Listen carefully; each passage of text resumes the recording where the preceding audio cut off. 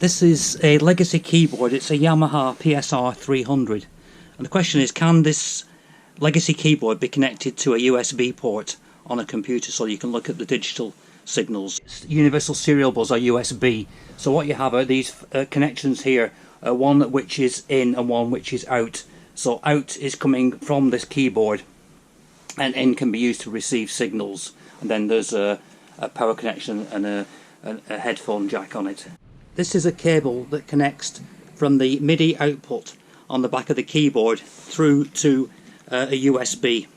So in principle this will allow us to connect this keyboard to a modern digital device. This is the cable, the Midi cable, and you want the in, so the output from the keyboard wants to go to input to the computer. It looks a bit confusing, but that's the way it is. So that just pushes in there and slots in. And you do the same thing for the other cable, which you're really not going to use, but anyway, we'll plug it in.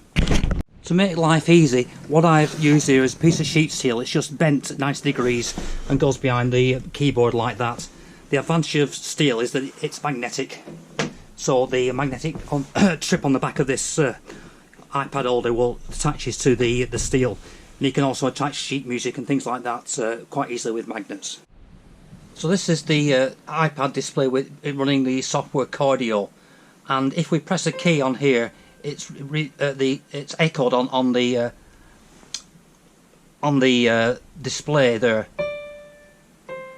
but it seems to lock itself up and it only plays occasionally, so it just doesn't seem to work sensibly. If I clear it, then it would start again, but it's not doing the next note or that one. Then eventually it decides to do another note up here. So it's not really working in a satisfactory manner. This is the previous connector, which doesn't seem to work sensibly. It's a generic MIDI to USB off eBay. This is an alternative connection made by a company called 4, and this was from Amazon. The new cable connected up, it behaves sensibly.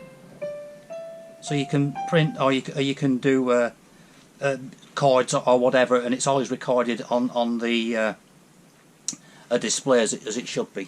And if you want to know if you're playing C major correctly, if you press the C major keys, then it shows you on here what keys you've pressed, and also a display up here tells you that you're at C major. That may or may not be useful to you. It depends on your stage of learning, knowledge of keyboards and whatever, but for me, who's very much a novice, I find it quite interesting and useful. Hope it's of interest to you. Thank you for watching.